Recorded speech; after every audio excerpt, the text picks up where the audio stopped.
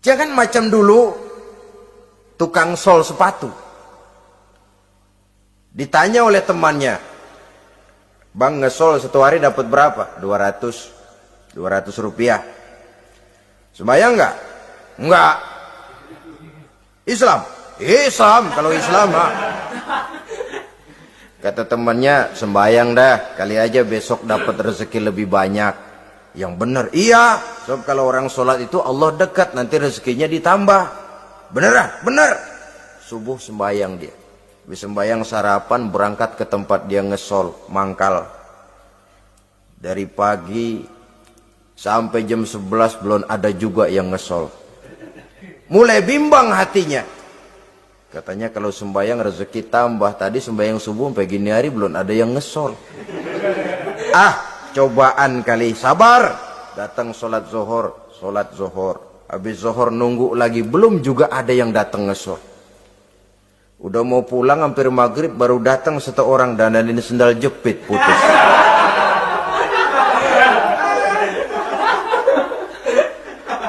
Sudah bayar 25 rupiah. Pulang dia si tukang sol ini ketemu sama temennya yang nyuruh sholat tadi. Ditanya, "Bagaimana penghasilan ini hari?" Apa dijawab? "Gua kapok deh sembahyang."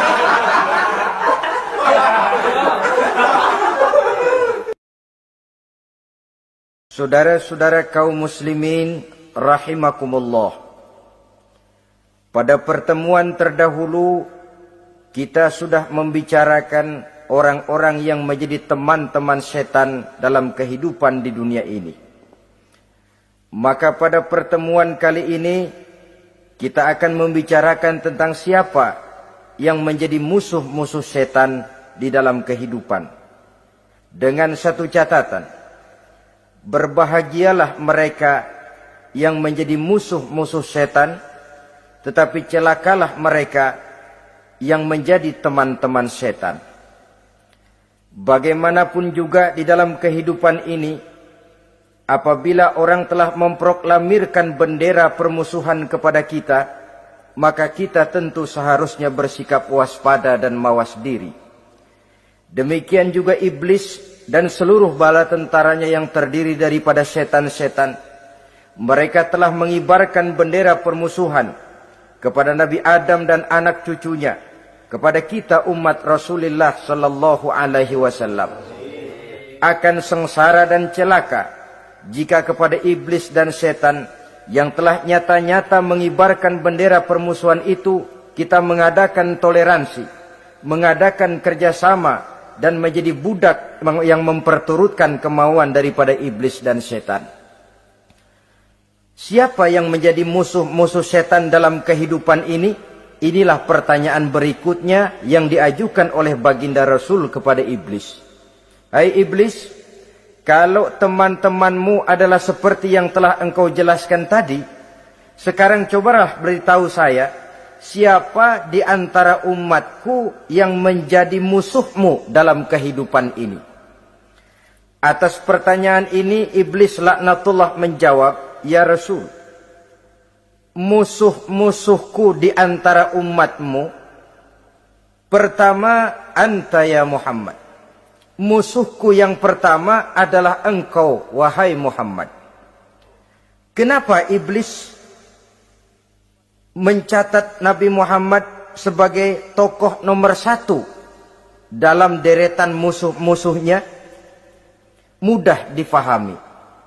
Pertama, keberadaan Rasul merupakan rahmah lil alamin, rahmah bagi lingkungan.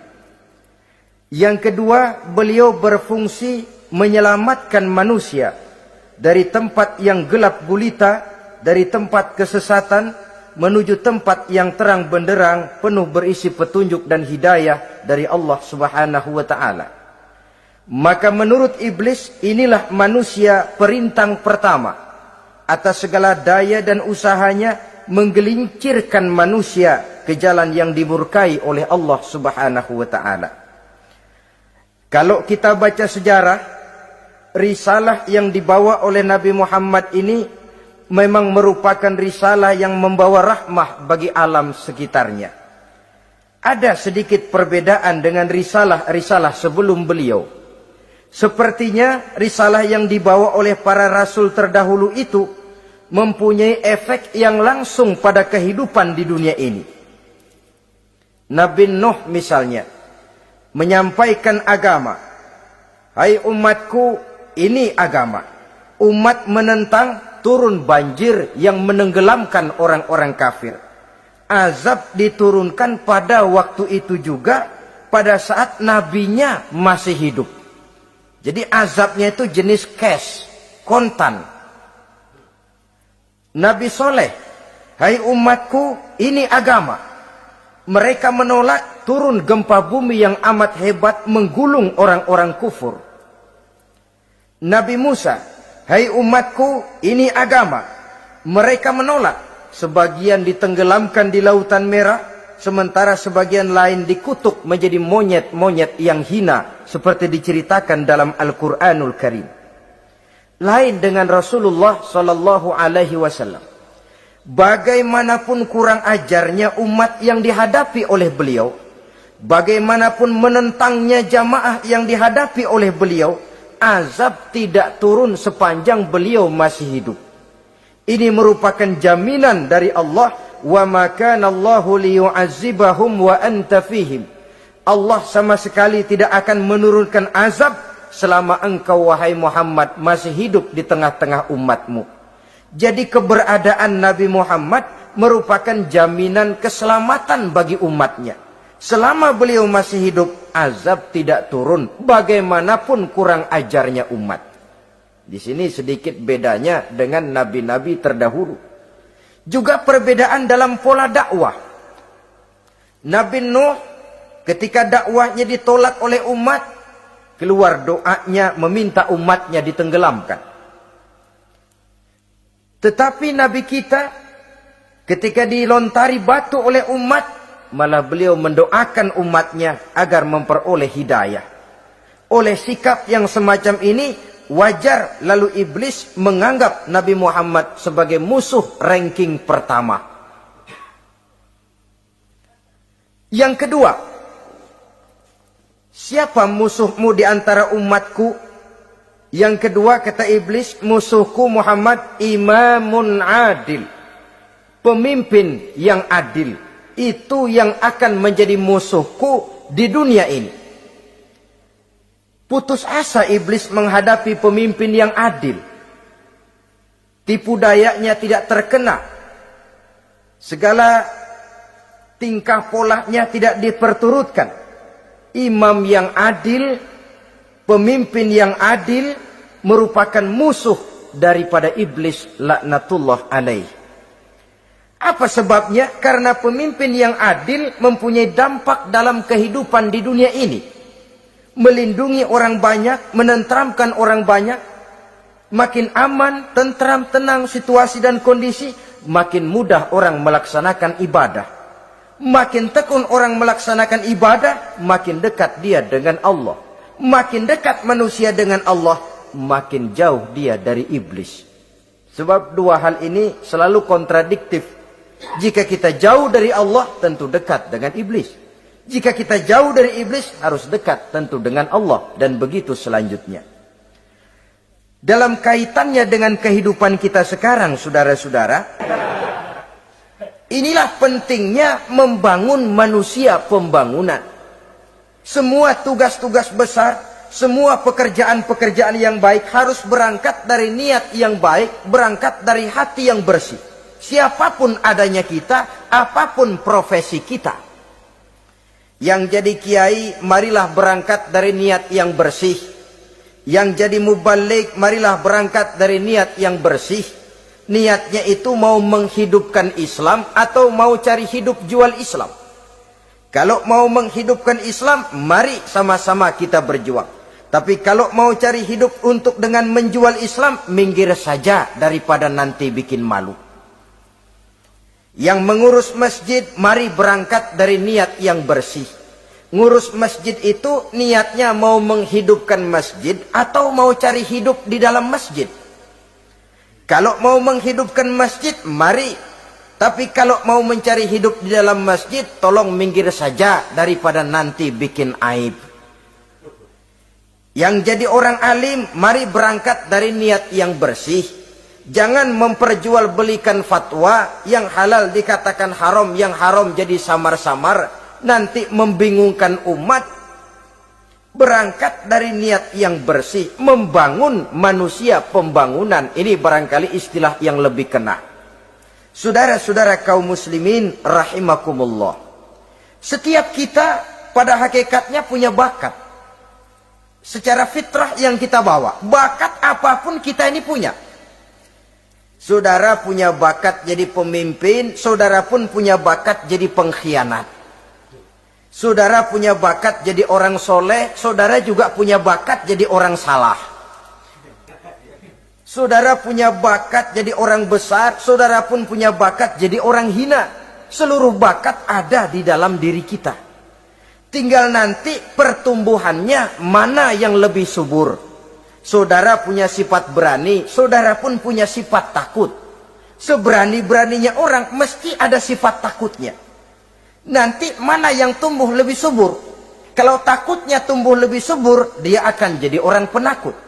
Kalau beraninya yang tumbuh lebih subur, dipupuk oleh lingkungan, pendidikan dan sebagainya, dia akan tumbuh jadi orang pemberani.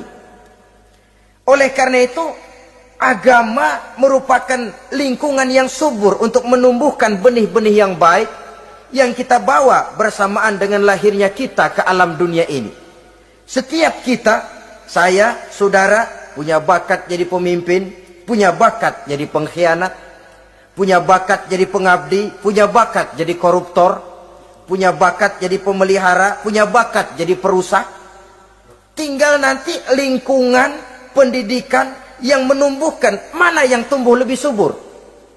Kalau lingkungan saudara lingkungan maling, maka sifat pengkhianat akan tumbuh lebih subur. Kalau nanti saudara jadi pemimpin, insya Allah korupsi. Lingkungan yang menumbuhkan sifat mengabdi, sifat berbuat tanpa pamrih, kalah. Dikalahkan oleh sifat pengkhianat dan korupsi itu yang dibentuk oleh lingkungan, pendidikan, pengalaman dan sebagainya. Oleh karena itu, secara dini agama menanamkan, menyuburkan fitrah-fitrah yang baik yang kita bawa bersamaan dengan hadirnya kita dalam kehidupan ini. Sebab itu seorang penyair bernama Syauqi mengatakan dalam sebaik syairnya, waladatka ummuka ya ibna adam bakian wan nasu haulaka yadhakuna surura. Hai manusia, pada saat kamu dilahirkan kamu menangis dan orang lain di sekelilingmu ketawa. Kakek senyum dapat cucu baru, paman gembira dapat keponakan baru, sementara kita yang lahir menangis. Betul apa benar? Apa ada saudara yang begitu dilahirkan terus nyengir? Saya kira kabur dukunnya itu. Setiap kamu hai manusia lahir dalam keadaan menangis, orang sekelilingmu tertawa. Karena itu katakan kepada mereka yang senyum di sekelilingmu, hai manusia, pada saat saya dilahirkan saya menangis dan kamu semua tertawa. Baik manusia. Tapi nanti pada satu saat harus terjadi kebalikannya. Kalau dikala saya lahir saya menangis dan kau semua senyum, nantilah manusia. Kalau satu saat saya meninggalkan alam dunia ini, saya akan berangkat dengan senyum. Dan kalian semua akan berurai air mata. Kalau perlu dari Sabang sampai Merauke kibar bendera setengah tiang. Kalau perlu. Jangan terbalik, kita mati melotot orang malah gembira. Karena hidup selalu membawa sifat-sifat yang merusak. Inilah orang kedua yang menjadi musuhnya iblis dan beruntung menjadi musuh iblis. Siapa? Imamun adil, pemimpin yang adil. Saudara-saudara kaum muslimin rahimakumullah. Yang ketiga musuh iblis, ghaniyun mutawadhi, orang kaya yang rendah hati, orang kaya yang tidak sombong. Kaya apa saja, baik kaya oleh karena ilmu. Orang yang kaya karena ilmu disebut orang alim. Baik kaya karena materi, orang kaya karena materi dinamakan hartawan. Baik kaya karena kedudukan, orang yang kaya karena kedudukan dinamakan pejabat. Jadi dalam sejarah, Ketika ditanya, kenapa kau tidak mau sujud iblis? Ah, saya kan dibikin dari api, Adam dari tanah. I am the best. Saya lebih hebat daripada iblis, daripada Adam. Adam baru kemarin dibikin, saya sudah lama. Kata Allah, kamu sombong iblis, ini surga bukan tempat orang sombong. Keluar! Terusir dia dari surga. Jadi, kesombongan pertama adalah kesombongan yang dilakukan oleh iblis. Dan dia tanamkan itu kepada kita supaya jadi orang sombong. Karena itu sombong ilmu Allah nggak senang, tapi iblis senang. Mentang-mentang ada ilmunya. Nih, satu-satunya ustadz di sini ya.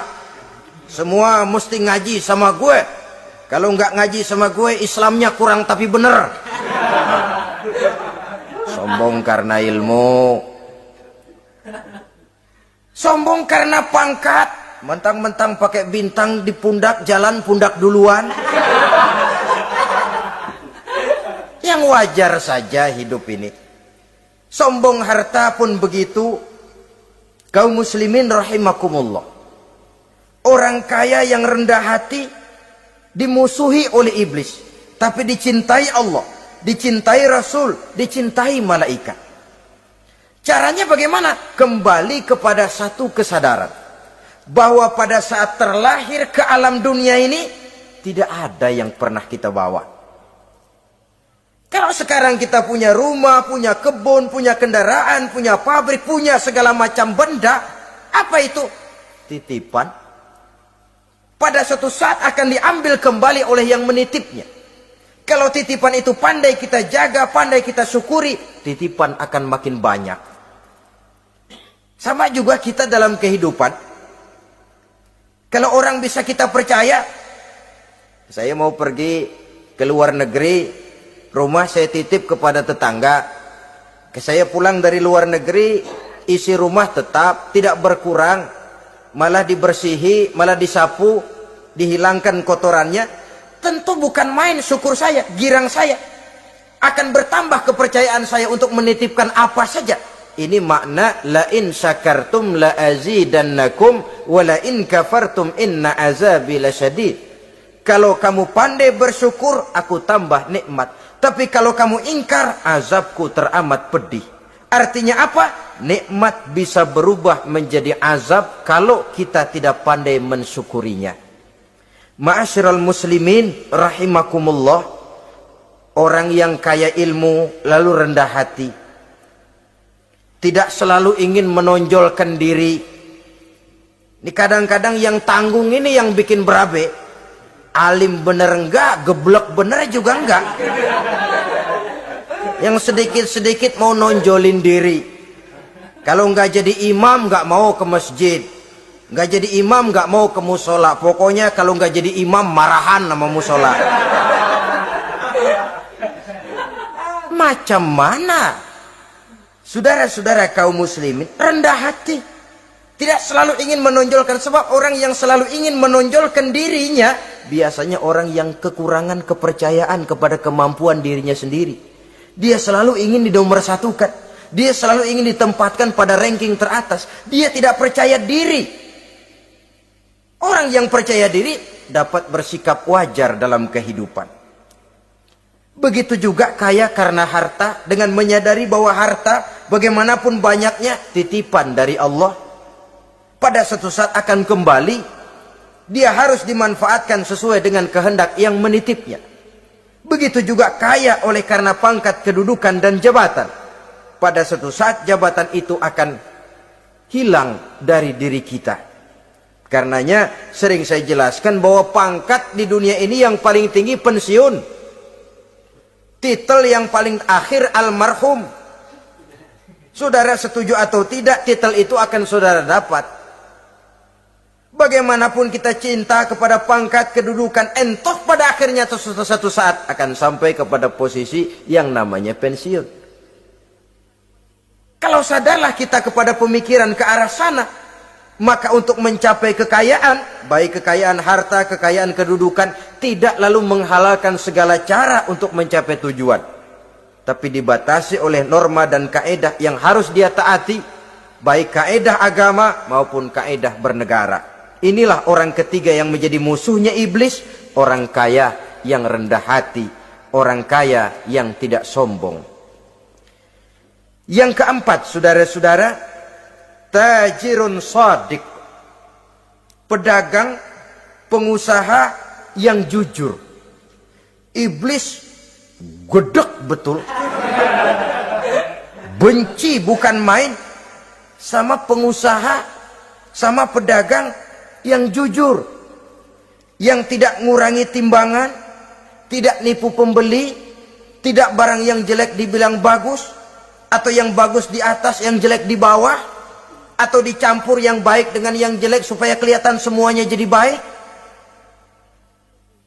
Semua orang ingin untung, tidak ada kecuali siapapun orangnya, dan itu wajar. Setiap manusia ingin mendapat keuntungan, kalau perlu dengan modal minimal mencapai keuntungan maksimal, seperti yang diajarkan oleh teori ekonomi. Itu kan yang namanya produktif kan? Satu usaha dinamakan produktif, bagaimana kita mengeluarkan modal minimal bisa mencapai keuntungan maksimal. Silakan. Bahwa manusia ingin untung itu insting, naluri, fitrah. Tidak ada orang yang mau rugi. Tapi cara mencapai keuntungan itu yang membedakan antara seorang muslim dengan yang bukan muslim. Sudah pernah saya sampaikan, apabila kaum pengusaha, para pedagang sudah dijangkiti penyakit yang tidak jujur, yang akan timbul adalah kekacauan ekonomi. Kekacauan ekonomi bisa menimbulkan revolusi sosial, dan revolusi sosial merupakan kiamat satu generasi. Semua kericuhan hampir bermuara dari perut, dan itu ekonomi. Orang nodong perut, orang korupsi perut. Ya walaupun korupsi kalau sudah kelas kakap tidak lagi sekedar urusan perut. Ya perut apa yang diurusin kalau korupsinya miliaran itu? Perut jin barangkali. Saudara-saudara kaum muslimin rahimakumullah. Oleh karena itu, pedagang yang jujur, pengusaha yang jujur, ini merupakan musuh iblis. Iblis tidak senang kalau ada pengusaha yang jujur. Iblis tidak senang kalau ada pedagang yang jujur. Tapi iblis akan tepuk tangan kalau pedagang sudah selingkuh, kalau pengusaha sudah nipu. Ada orang bilang, sekarang mah kalau jujur-jujur bener nggak makan apa-apa dong kita. Sebab katanya jangan lagi nyari yang halal, sekarang ini yang haram aja seret. Rupanya sering masang undian nggak pernah kena. Lalu bilang jangan yang halal, yang haram aja nggak kena-kena katanya. Sebenarnya bukan itu masalahnya, saudara-saudara. Bukan itu masalahnya. Masalahnya ialah bahwa kejujuran membawa keberkahan. Ini kalau kita berpikir dengan kacamata agama. Keberkahan merupakan sumber ketenangan. Dan ketenangan ini tidak bisa dibeli dengan materi yang bagaimanapun banyaknya. Walaupun kita punya percetakan duit, ketenangan itu nggak bisa dibeli. Jangankan cuma punya duit banyak, percetakan duit saudara punya, mau membeli ketenangan yang berasal dari keberkahan, sulit. Jadi kejujuran membawa keberkahan, keberkahan membawa ketenangan. Jangan macam dulu tukang sol sepatu. Ditanya oleh temannya, "Bang, ngesol satu hari dapat berapa?" 200 rupiah. Sembayang enggak? Enggak. Islam? Islam, kalau Islam Kata temannya, sembayang dah, kali aja besok dapat rezeki lebih banyak. Yang benar, iya. Sebab kalau orang sholat itu Allah dekat, nanti rezekinya ditambah. Beneran? Bener. Subuh sembayang dia. Habis sembayang sarapan, berangkat ke tempat dia ngesol, mangkal. Dari pagi sampai jam 11 belum ada juga yang ngesol. Mulai bimbang hatinya. Katanya kalau sembayang rezeki tambah. Tadi sembayang subuh sampai gini hari belum ada yang ngesol. Cobaan kali, sabar. Datang sholat zuhur. Habis zuhur nunggu lagi, belum juga ada yang datang ngesol. Udah mau pulang hampir maghrib baru datang satu orang dandanin sendal jepit putus.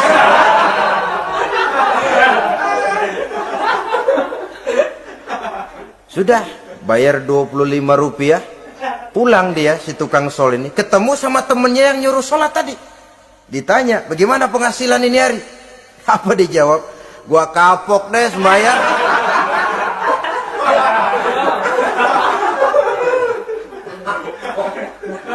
Kemarin nggak sembahyang dapat 200, sekarang begitu sembahyang jigo.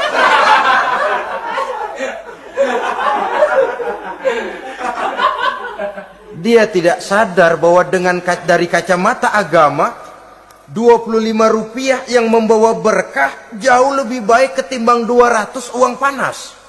Dari kacamata agama 25 rupiah yang membawa berkah lebih baik daripada 200 rupiah tapi panas. Sebab panas menjauhkan kita dari ketenangan. Itulah sebabnya maka pedagang yang jujur, pengusaha yang jujur menjadi musuh setan dan beruntung. Sekarang jadi pengusaha jujur-jujur nggak dapat proyek, Pak. Kalau nggak bisa semar-semir semur. Padahal agama sudah menjelaskan ar-rashi wal murtashi finnar. Orang yang nyogok dan orang yang disogok dua-duanya neraka. Kenapa? Join termasuk ta'awanu 'alal ismi wal udwan. Bertolong-tolongan dalam berbuat dosa dan kesalahan. Kalau hadiah, lain hadiah. Kalau sedekah, lain sedekah. Tapi yang namanya semir, suap, ar-rashi wal murtashi finnar. Saudara-saudara kaum muslimin rahimakumullah.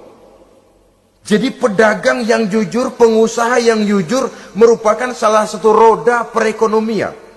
Kegoncangan ekonomi akan menimbulkan dampak sosial yang sangat luas dan kompleks. Yang pada giliran puncaknya, dampak paling negatifnya, dia sanggup menggerakkan terjadinya revolusi sosial. Bukankah sebagian besar gerak hidup manusia dimotivasi oleh keinginan untuk mempertahankan kelangsungan hidup? Dan kelangsungan hidup artinya mulut. Mulut itu artinya perut dan itu artinya makan. Setelah itu mungkin baru pangan, baru sandang, baru dia berpikir pakaian dan sebagainya. Jadi karena dia merupakan penggerak roda ekonomi, pedagang yang jujur, pengusaha yang jujur mutlak diperlukan dalam kehidupan ini. Sebab sekali lagi kejujuran akan membawa keberkahan, keberkahan memberikan ketenangan dalam kehidupan. Oleh karenanya kita umat Islam biarin duit kita banyak asal berkah. Itu tentu idealnya. Ketimbang dikit tidak berkah, lebih baik ia banyak, ia berkah. Dan keberkahan itu datang lewat kejujuran. Kejujuran ini sudah dicontohkan oleh Rasul pada saat beliau berniaga ke negeri Syam. Dikala berumur 9 tahun, bahkan dikala berumur 25 tahun, seketika membawa dagang. Kelas, eta mah caket. Dari lem menjadi lampu itu masih serumpun.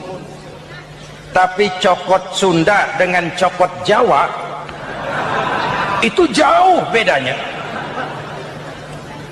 Atos Sunda dengan atos Jawa itu jauh. Ulama Sunda sama ulama Jawa nggak pernah akur kalimat atos gitu.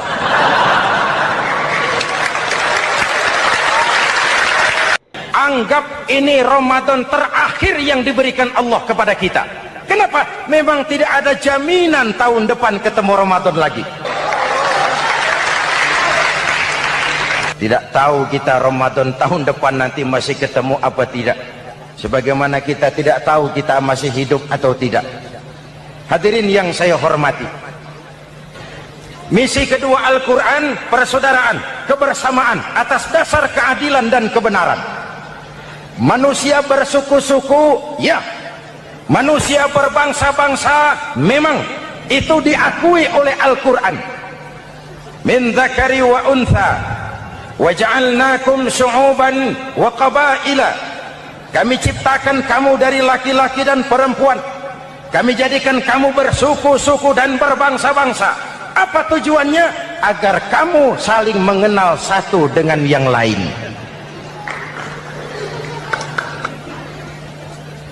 Yang terlepas dari ras, dari manapun orang datang, apapun warna kulitnya, dari suku apapun ia dilahirkan, kalau akidahnya sama, itu kan saudara kita.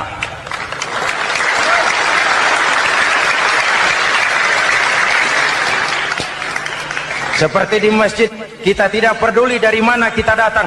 Yang datang dari kidul, madep ngulon mang. Yang datang dari sebelah lor, madep ngulon mang. Yang datang dari sebelah wetan, madep kulon mang.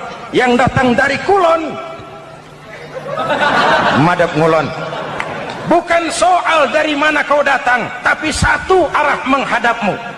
Kau mau Betawi, mau Sunda, mau Jawa, mau Padang, mau Aceh, mau Batak, mau Ambon, kita satu nusa, satu bangsa, satu bahasa. Marilah kita jadi lem perekat buat lingkungan kita di saat keutuhan kita sebagai bangsa sedang dalam ujian berat. Semangat kebersamaan atas dasar keadilan. Tidak ada mayoritas menekan minoritas. Umat Islam itu kalau besar, dia mampu melindungi yang kecil. Kalau kecil, dia bisa menjaga diri. Tiap solat Jumat, khatib berpesan pada akhir khutbah kedua, innallaha ya'muru bil adli wal ihsan. Innallaha ya'muru bil adli wal ihsan. Allah memerintahkan kamu menegakkan keadilan dengan argumen, bukan dengan sentimen. Mengajak, bukan mengejek. Merangkul, tidak untuk tujuan memukul. Kalau sebagai bangsa kita utuh, kompak dan bersatu, saya yakin kita akan bisa mengatasi kesulitan-kesulitan sekarang ini.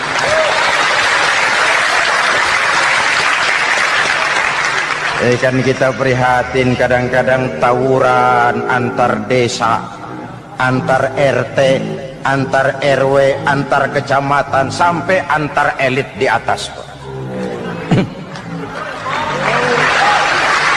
Makanya saya ulang lagi pesan ini, kalau elit di atas tawuran, jadilah penonton yang baik.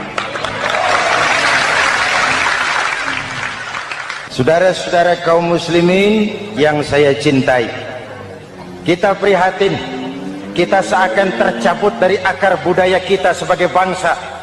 Kenapa kita yang berfalsafahkan Pancasila, kenapa kita yang berketuhanan yang Maha Esa tiba-tiba jadi beringas dan brutal? Ada maling ayam ketangkap, disiram bensin, dibakar hidup-hidup. Kok kita bisa begitu? Street justice, pengadilan jalanan mulai tegak. Iyalah kita tidak puas dengan kerja aparat kita, tapi jangan main hakim sendiri. Ini negara, bukan hutan.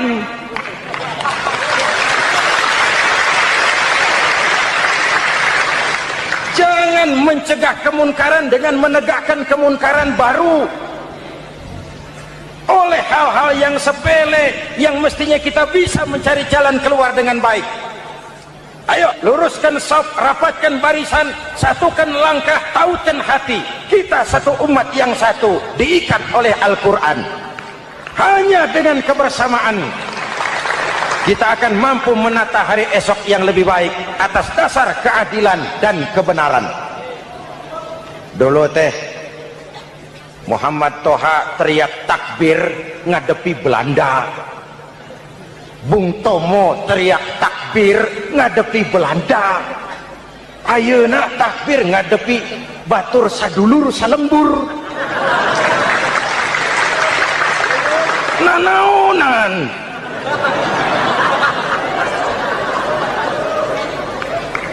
Bung Tomo teriak takbir, Muhammad Toha teriak takbir, yang dihadapi jelas penjajah Belanda. Kita ngadepi saudara sendiri, Allahu Akbar, yang sana teriak Allahu Akbar, setan tepuk tangan di tengah. Ini misi kedua. Misi yang ketiga, Al-Quran membebaskan manusia dari gaya hidup sekuler. Quran mengingatkan, awas bung, ada hidup sesudah mati, ada akhirat sesudah dunia. Lebih untung orang yang percaya akhirat daripada yang tidak. Paling tidak hidupnya normatif. Contoh, saudara yakin akhirat ada, lalu saudara hidup baik-baik, menjauhi yang munkar, meninggalkan yang haram, saudara sujud, puasa, jihad, lalu saudara mati. Setelah mati ternyata akhirat tidak ada ruginya. Paling kurang kita sudah dicatat sebagai orang baik. Sebaliknya, saudara tidak percaya sama akhirat, lalu hidup seenaknya, judi, mabuk, zina, nipu orang, korupsi, tenggelam dalam kemunkaran, lalu mati. Setelah mati ternyata akhirat ada. Baik, kemana anjen?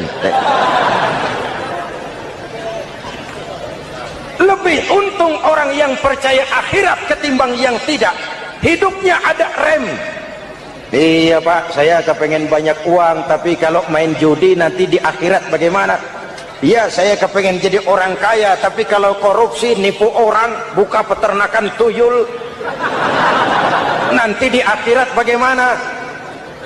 Gaya hidup yang berkeseimbangan. Ada hidup sesudah mati dan ada akhirat sesudah dunia. Yang keempat, Quran membebaskan manusia dari belenggu kebodohan. Quran ayat yang pertama turun sudah berkata, Iqra, baca, kamu jangan jadi bodoh. Kebodohan menimbulkan kemiskinan, kemiskinan mendekatkan kepada kekufuran. Yang kelima, ini kado buat ibu-ibu, Quran mengangkat harkat, derajat dan martabat kaum wanita. Sebelum Quran turun, sebelum Islam datang, nasib wanita sangat menyedihkan. Dilahirkan hanya untuk melahirkan. Kalaupun berperan, peranannya tidak lebih segitiga. Dapur, sumur, kasur. Kasur, sumur, dapur. Dapur, sumur, kasur. Wanita dilecehkan, sekadar alat pemuas nafsu. Datang Islam, Rasul terenyuh, An-nisa imadul bilad. Wanita adalah tiangnya negara. Jikalau baik wanita, baik negara. Jikalau rusak wanita, hancur negara. Karena wanita, negara jaya. Betul? Karena wanita, negara hancur. Betul? Maka wanita adalah bidadari yang kadang-kadang setan. Kadang-kadang.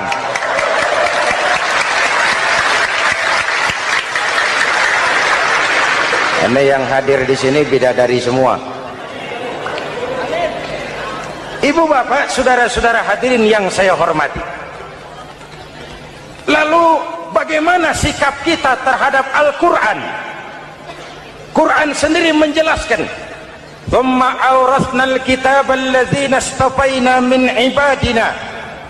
Kemudian kami wariskan kitab Al-Quran yang kami pilih buat hamba-hamba kami yang terpilih.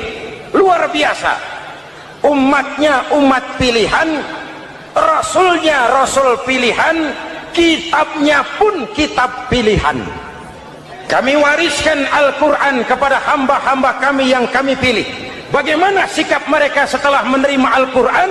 Terbagi tiga. Pertama, faminhum zalimun linafsihi. Di antara mereka ada yang setelah menerima Al-Quran lalu zalim kepada dirinya sendiri. Diterimanya Al-Quran dengan lidahnya, tapi ditolak dengan perbuatannya. Mulutnya menjunjung Al-Quran, perbuatannya menginjak Al-Quran. Quran bilang ke barat, dia pergi ke timur. Quran bilang ke selatan, dia berangkat ke utara. Quran bilang haram, dia terjang. Quran bilang halal, dia tidak mau. Orang seperti itu tidak zalim kepada Allah, tapi zalim kepada dirinya sendiri. Apa kalau kita tidak sholat, Allah rugi? Apa kalau kita tidak bayar zakat, Tuhan bangkrut? Mudah-mudahan kita yang termasuk golongan ini. Amin. Yang kedua, wa minhum muqtasid. Di antara mereka ada yang menerima Quran 50-50, separuh-separuh. Yang enak dilaksanakan, yang berat ditinggal.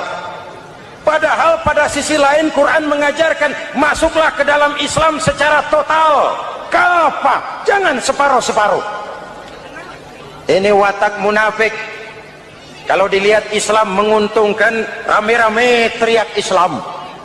Ketika diminta berjihad, diminta berkorban, diminta zakat, rame-rame mengundurkan diri.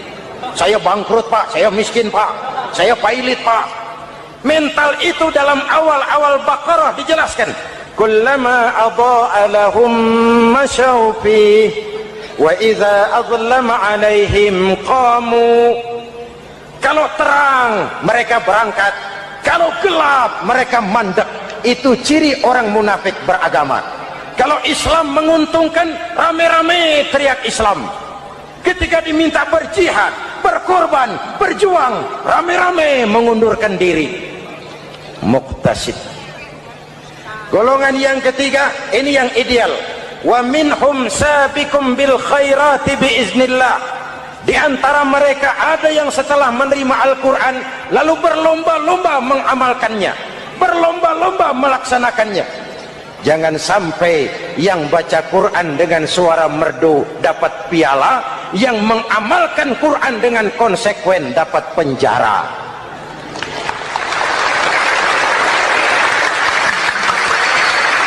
Itu ironi, itu menyedihkan, itu memilukan, dan itu memalukan. Pilihan terserah kita. Satu hadis Rasulullah mengajarkan begini: man ja'alal Qur'ana amamahu qadahu ilal jannah, wa man ja'alal Qur'ana khalfahu saqahu ilan nar. Siapa yang meletakkan Quran di depannya, dijadikannya Quran sebagai imam, Quran akan membimbing dia ke surga, surga dunia, lebih-lebih surga akhirat. Sebaliknya, siapa yang meletakkan Quran di belakang, dibelakanginya ajaran Quran, Quran akan mendorong dia ke neraka, neraka dunia, lebih-lebih neraka akhirat. Quran imam apa makmum? Kita makmum apa imam? Makmum ikut imam apa imam ikut makmum? Makmum ikut imam. Jikalau Quran adalah imam, jikalau kita adalah makmum. Ke barat kata Quran, ke barat kita berangkat. Ke timur kata Quran, ke timur kita menuju. Halal kata Quran, itu yang kita ambil.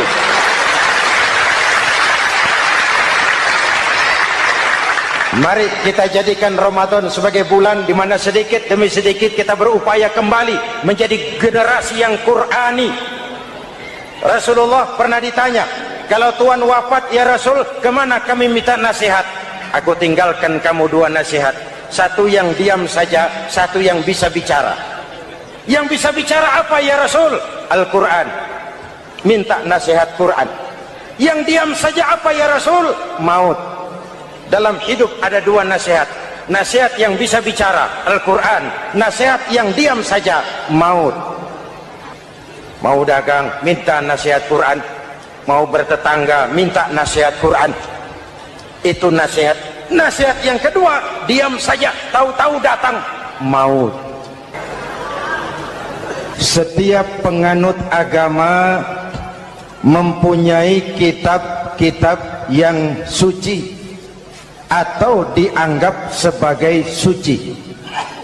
Semua agama.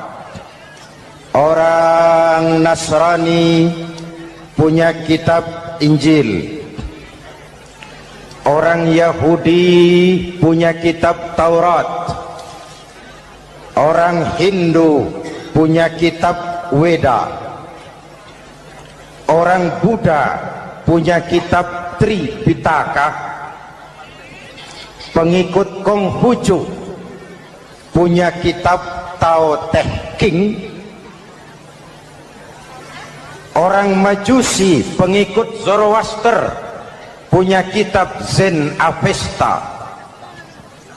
Orang kebatinan punya kitab Serat Centani, Hidayat Jati atau Darmo Gandul.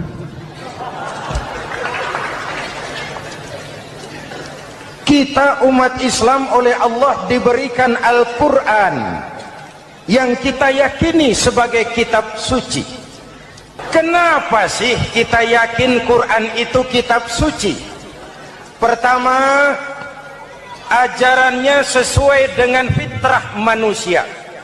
Suatu kitab dinamakan suci kalau konsep ajarannya sesuai dengan fitrah. Contoh, ini laki-laki ini seneng nggak sama perempuan? Normal. Kalau nggak seneng saya ragu-ragu. Perempuan seneng nggak sama laki-laki?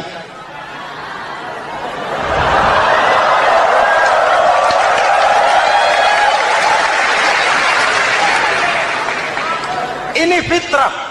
Laki-laki suka perempuan, perempuan suka laki-laki. Quran memahami itu.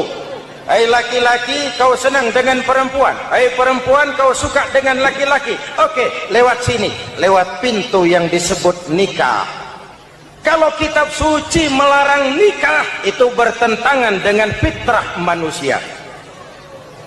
Maka dalam Quran, mulai dari umat sampai ulama dan segala profesi dianjurkan nikah.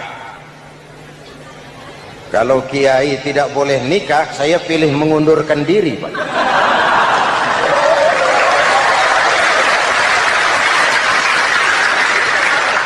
Itu bertentangan dengan fitrah. Lagian mubazir dikasih perabotan nggak dipakai.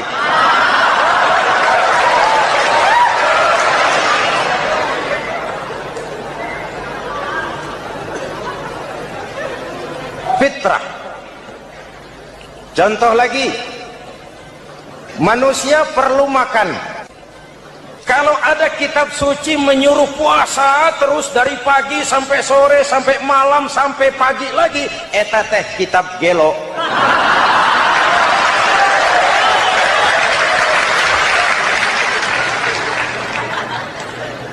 Quran sesuai dengan fitrah. Puasa mulai dari imsak sampai datang waktu maghrib. Puasa ngebleng dari pagi sampai sore sampai malam merusak kesehatan. Malam berpuasa boleh bergaul dengan istri. Kenapa? Fitrah. Kalau siang tidak boleh, malam tidak boleh, sebulan penuh panas kepala.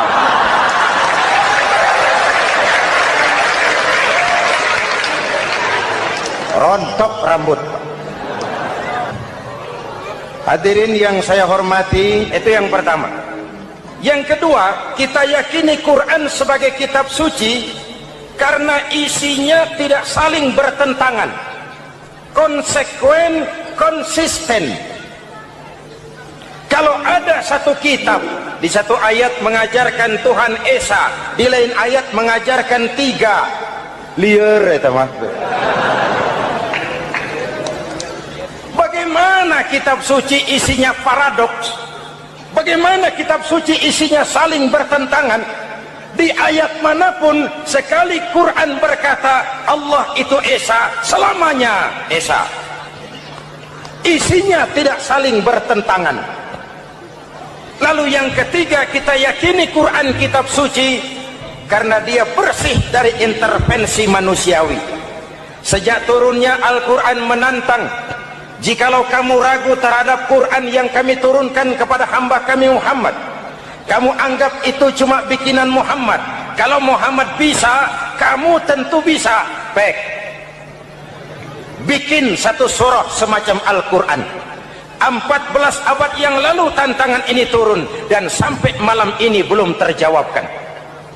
Pak, barangkali tidak ada yang mau coba. Banyak. Antara lain Musailamah Al-Kazzab. Dia mencoba membuat menandingi Al-Quran.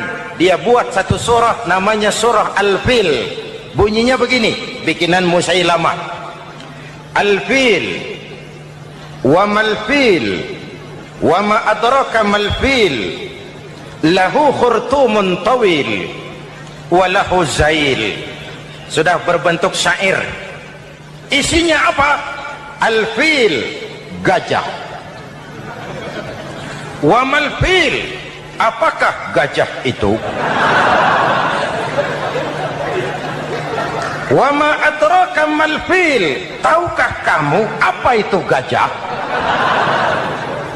Lahu khurtumun tawil, dia punya belalai panjang. Walahu zail, dan dia punya ekor. Nggak usah turun ayat begituan, orang tahu.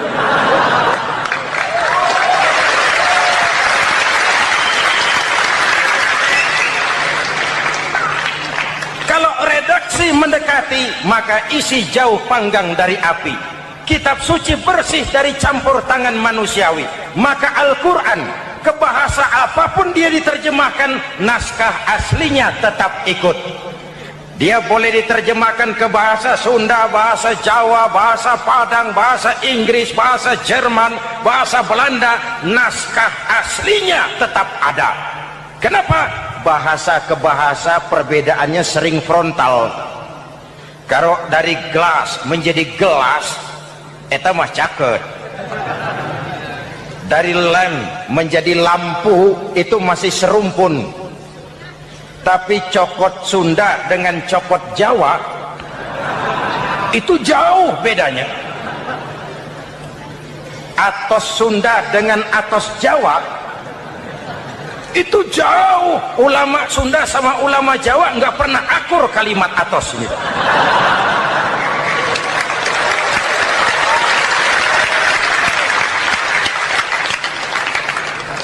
Inilah kebenaran janji Allah, inna nahnu nazzalna dzikra wa inna lahu lahafizun. Kami yang turunkan Al-Quran, kami yang akan menjaganya. Ribuan orang hafal Al-Quran. Lalu apa pesan-pesan misi utama Al-Quran? Pertama, menegakkan tauhid. Ini yang lebih dahulu. Membentuk kualitas sumber daya manusia dengan menanamkan nilai-nilai keimanan. Membebaskan dari ketergantungan kepada benda. Ya ayyuhan nasu ubudu rabbakumul ladzi khalaqakum. Hai manusia, Tuhanmu yang perlu kau sembah hanyalah Tuhan yang telah menciptakan kamu. Jangan menyembah Tuhan yang tidak pernah menciptakan kamu. Mengapa kau menyembah harta padahal dirimu lebih berharga dari harta? Kenapa kau menyembah pangkat dan jabatan padahal dirimu lebih berharga dari pangkat dan jabatan?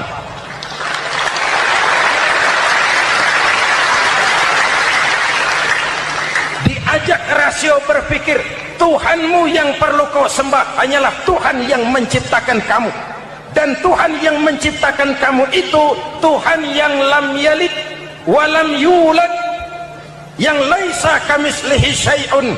Dan itulah Allah subhanahu wa ta'ala.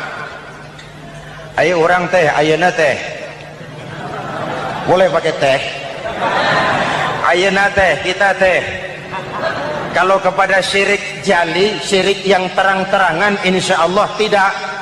Nyata-nyata menyembah berhala, tidak.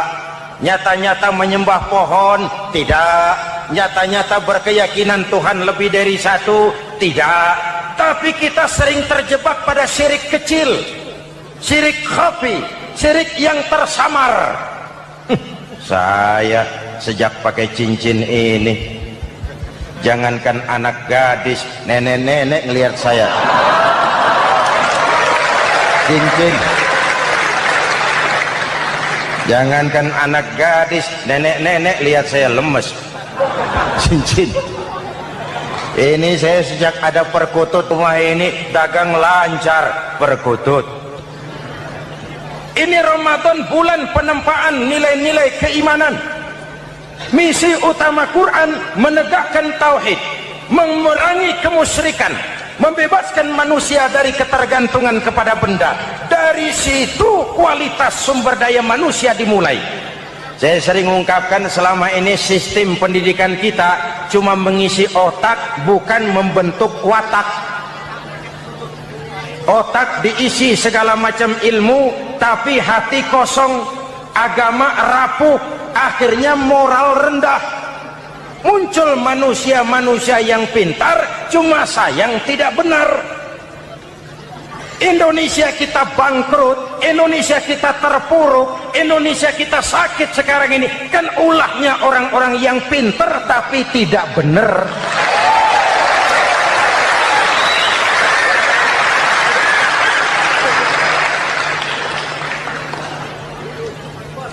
kalau saya bicara kayak begini, ini bukan pidato politik, ini nurani. Politik naon kadut.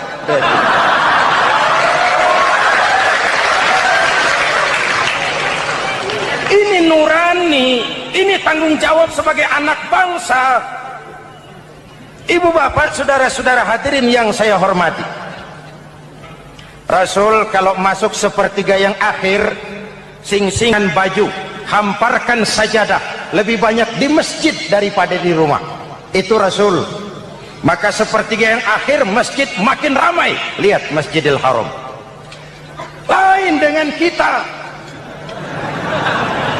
Sepertiga yang akhir masjid mulai mengalami kemajuan.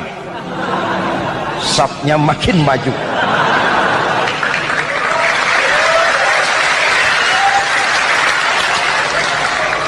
Pasar ramai, terminal beludak. Padahal sepertiga yang akhir itu puncak. Padahal di situ nilai tambah.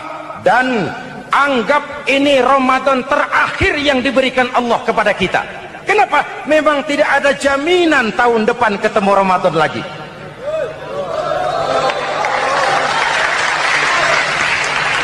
Anggap ini Ramadan terakhir yang diberikan Allah kepada kita.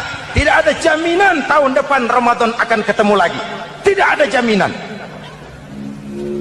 Manfaatkan pelukan pemutihan. Semua kita melakukan introspeksi. Tidak tahu kita Ramadan tahun depan nanti masih ketemu apa tidak. Sebagaimana kita tidak tahu kita masih hidup atau tidak. Hadirin yang saya hormati, misi kedua Al-Quran, persaudaraan, kebersamaan atas dasar keadilan dan kebenaran.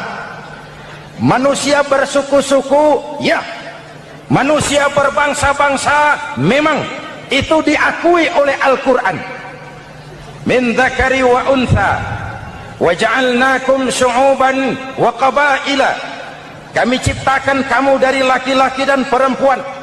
Kami jadikan kamu bersuku-suku dan berbangsa-bangsa. Apa tujuannya? Agar kamu saling mengenal satu dengan yang lain.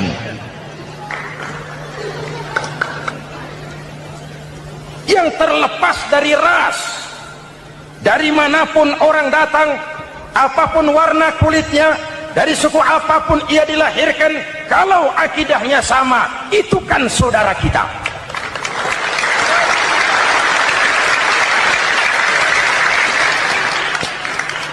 Seperti di masjid, kita tidak peduli dari mana kita datang. Yang datang dari kidul, madhab ngulon mang. Yang datang dari sebelah lor, madhab ngulon mang. Yang datang dari sebelah wetan, madhab kulon mang. Yang datang dari kulon, madhab ngulon. Bukan soal dari mana kau datang, tapi satu arah menghadapmu. Kau mau Betawi, mau Sunda, mau Jawa, mau Padang, mau Aceh, mau Batak, mau Ambon, kita satu nusa, satu bangsa, satu bahasa.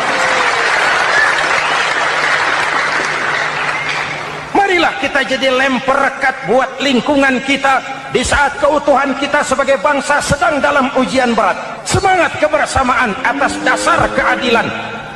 Tidak ada mayoritas menekan minoritas. Umat Islam itu kalau besar, dia mampu melindungi yang kecil. Kalau kecil, dia bisa menjaga diri. Tiap sholat Jumat, khatib berpesan pada akhir khutbah kedua, innallaha ya'muru bil adli wal ihsan. Innallaha ya'muru bil adli wal ihsan. Allah memerintahkan kamu menegakkan keadilan dengan argumen, bukan dengan sentimen. Mengajak, bukan mengejek. Merangkul, tidak untuk tujuan memukul. Kalau sebagai bangsa kita utuh, kompak dan bersatu, saya yakin kita akan bisa mengatasi kesulitan-kesulitan sekarang ini.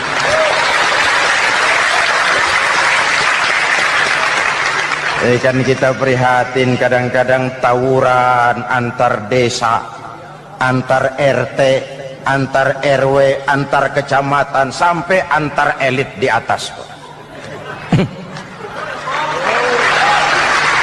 Makanya saya ulang lagi pesan ini, kalau elit di atas tawuran, jadilah penonton yang baik.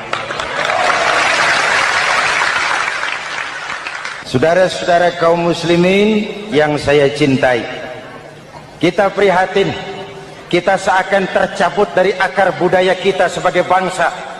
Kenapa kita yang berfalsafahkan Pancasila, kenapa kita yang berketuhanan yang Maha Esa tiba-tiba jadi beringas dan brutal? Ada maling ayam ketangkap, disiram bensin, dibakar hidup-hidup. Kok kita bisa begitu? Street justice, pengadilan jalanan mulai tegak. Iyalah, kita tidak puas dengan kerja aparat kita, tapi jangan main hakim sendiri. Ini negara, bukan hutan.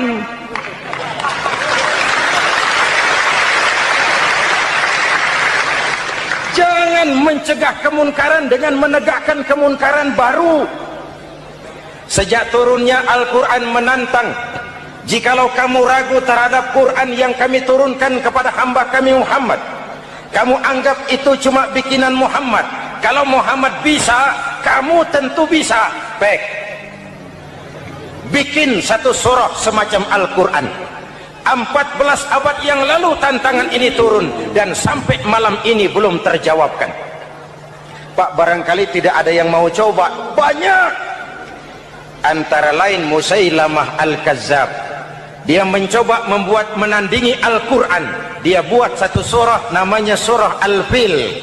Bunyinya begini, bikinan Musailamah. Al-Fil, wa mal-fil, wa ma adraka mal-fil, lahu khurtumun tawil, wa lahu zail. Sudah berbentuk syair. Isinya apa? Al-Fil, gajah. Wa mal-fil, apakah gajah itu? Wa ma adraka mal-fil, tahukah kamu apa itu gajah? Lahu khurtumun tawil, dia punya belalai panjang. Wa lahu zail, dan dia punya ekor. Nggak usah turun ayat begituan, orang tahu.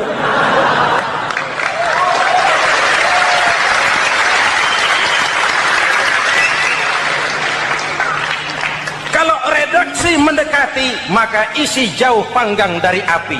Kitab suci bersih dari campur tangan manusiawi. Maka Al-Quran, ke bahasa apapun dia diterjemahkan, naskah aslinya tetap ikut. Dia boleh diterjemahkan ke bahasa Sunda, bahasa Jawa, bahasa Padang, bahasa Inggris, bahasa Jerman, bahasa Belanda, naskah aslinya tetap ada. Kenapa? Bahasa ke bahasa perbedaannya sering frontal. Kalau dari gelas menjadi gelas, eta mah caket. Dari lamp menjadi lampu, itu masih serumpun. Tapi cokot Sunda dengan cokot Jawa, itu jauh bedanya. Atos Sunda dengan atos Jawa, itu jauh. Ulama Sunda sama ulama Jawa nggak pernah akur kalimat atos ini.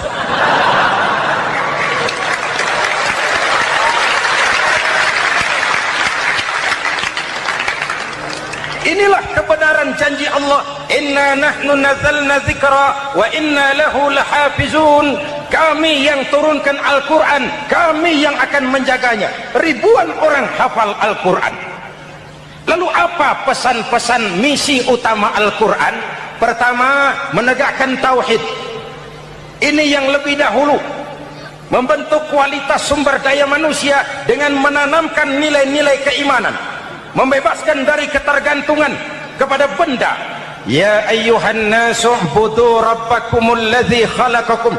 Hai manusia, Tuhanmu yang perlu kau sembah hanyalah Tuhan yang telah menciptakan kamu. Jangan menyembah Tuhan yang tidak pernah menciptakan kamu.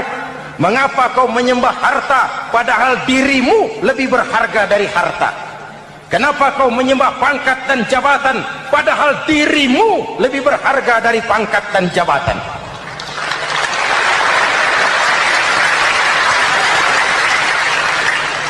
Diajak rasio berpikir, Tuhanmu yang perlu kau sembah hanyalah Tuhan yang menciptakan kamu. Dan Tuhan yang menciptakan kamu itu Tuhan yang lam yalid walam yulad. yang laisa kamislihi syai'un, dan itulah Allah subhanahu wa ta'ala. Ayo orang teh, ayeuna teh boleh pakai teh, ayeuna teh kita teh kalau kepada syirik jali, syirik yang terang-terangan, insya Allah tidak. Nyata-nyata menyembah berhala, tidak. Nyata-nyata menyembah pohon, tidak. Nyata-nyata berkeyakinan Tuhan lebih dari satu, tidak. Tapi kita sering terjebak pada syirik kecil, syirik khafi, syirik yang tersamar. Saya sejak pakai cincin ini, jangankan anak gadis, nenek-nenek ngelihat saya cincin. Jangankan anak gadis, nenek-nenek lihat saya lemes cincin. Ini saya sejak ada perkutut rumah ini dagang lancar perkutut. Oleh hal-hal yang sepele yang mestinya kita bisa mencari jalan keluar dengan baik. Ayo luruskan shaf, rapatkan barisan, satukan langkah, tautkan hati. Kita satu umat yang satu, diikat oleh Al-Quran. Hanya dengan kebersamaan kita akan mampu menata hari esok yang lebih baik atas dasar keadilan dan kebenaran. Dulu teh Muhammad Toha teriak takbir ngadepi Belanda, Bung Tomo teriak takbir ngadepi Belanda, ayeuna takbir ngadepi batur sadulur salembur. Nanaonan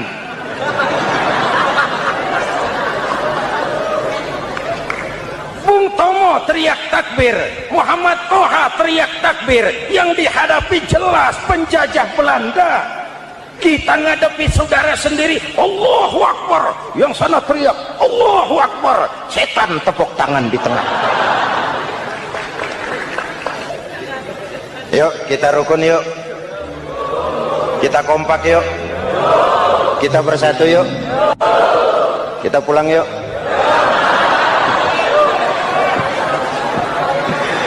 Ini misi kedua. Misi yang ketiga, Al-Quran membebaskan manusia dari gaya hidup sekuler.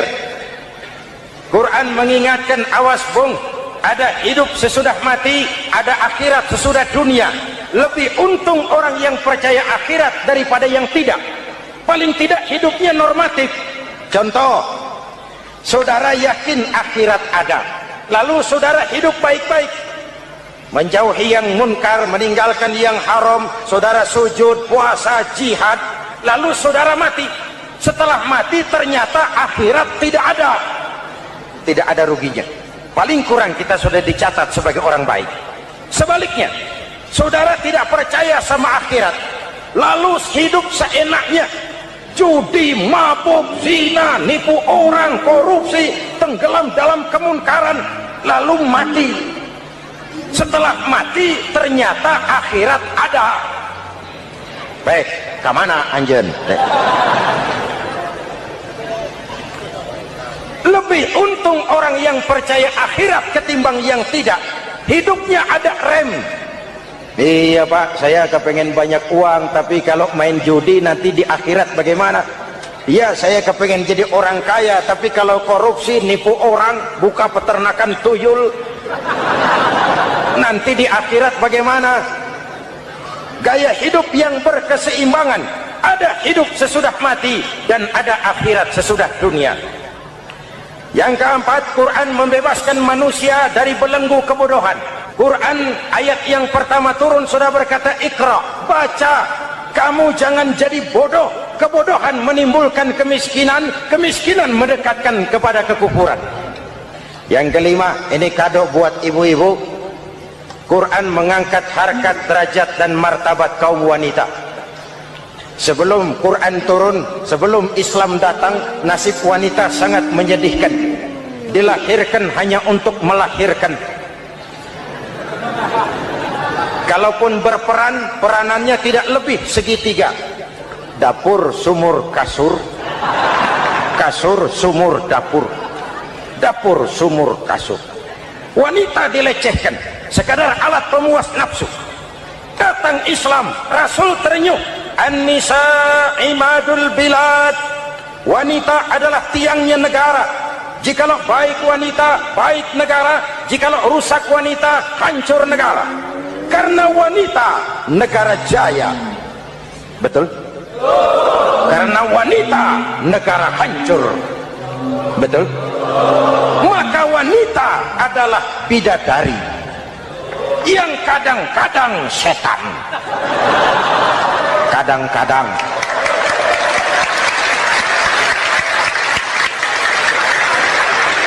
Karena yang hadir di sini bidadari semua. Ibu bapak, saudara-saudara hadirin yang saya hormati. Lalu bagaimana sikap kita terhadap Al-Quran? Quran sendiri menjelaskan, "Tsumma awrasnal kitaba alladzina istafaina min ibadina." Kemudian kami wariskan kitab Al-Quran yang kami pilih buat hamba-hamba kami yang terpilih. Luar biasa. Umatnya umat pilihan, Rasulnya Rasul pilihan, kitabnya pun kitab pilihan. Kami wariskan Al-Quran kepada hamba-hamba kami yang kami pilih. Bagaimana sikap mereka setelah menerima Al-Quran? Terbagi tiga. Pertama, faminhum zalimun linafsihi. Di antara mereka ada yang setelah menerima Al-Quran lalu zalim kepada dirinya sendiri. Diterimanya Al-Quran dengan lidahnya, tapi ditolak dengan perbuatannya. Mulutnya menjunjung Al-Quran, perbuatannya menginjak Al-Quran.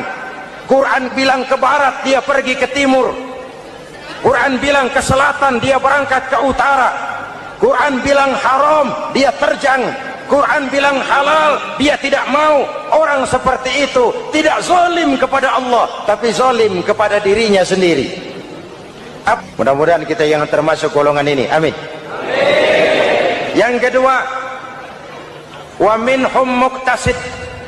Di antara mereka ada yang menerima Quran 50-50. Separuh-separuh. Yang enak dilaksanakan, yang berat ditinggal. Padahal pada sisi lain Quran mengajarkan masuklah ke dalam Islam secara total. Kafah, jangan separuh-separuh.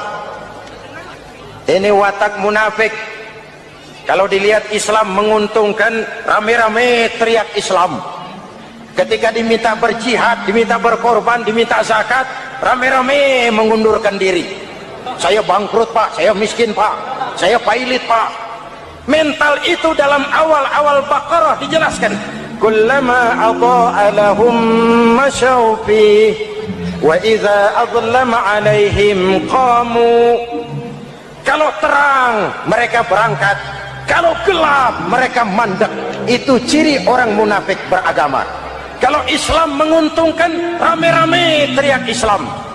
Ketika diminta berjihad, berkorban, berjuang, rame-rame mengundurkan diri. Muqtasid. Golongan yang ketiga, ini yang ideal. Wa minhum sabiqum bil khairati biiznillah. Di antara mereka ada yang setelah menerima Al-Quran lalu berlomba-lomba mengamalkannya, berlomba-lomba melaksanakannya. Jangan sampai yang baca Quran dengan suara merdu dapat piala, yang mengamalkan Quran dengan konsekuen dapat penjara.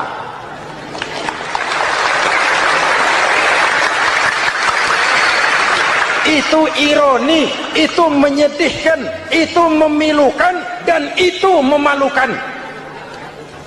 Pilihan terserah kita. Satu hadis Rasulullah mengajarkan begini, man ja'alal qur'ana amamahu qadahu ilal jannah, wa man ja'alal qur'ana khalfahu saqahu ilan nar. Siapa yang meletakkan Quran di depannya, dijadikannya Quran sebagai imam, Quran akan membimbing dia ke surga, surga dunia, lebih-lebih surga akhirat. Sebaliknya, siapa yang meletakkan Quran di belakang, dibelakanginya ajaran Quran, Quran akan mendorong dia ke neraka, neraka dunia, lebih-lebih neraka akhirat. Quran imam apa makmum? Kita makmum apa imam? Makmum ikut imam apa imam ikut makmum? Makmum ikut imam. Jikalau Quran adalah imam, jikalau kita adalah makmum. Ke barat kata Quran, ke barat kita berangkat. Ke timur kata Quran, ke timur kita menuju. Halal kata Quran, itu yang kita ambil.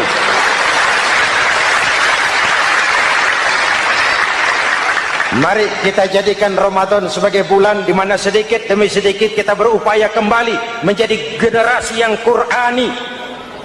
Rasulullah pernah ditanya, kalau Tuhan wafat ya Rasul, kemana kami minta nasihat?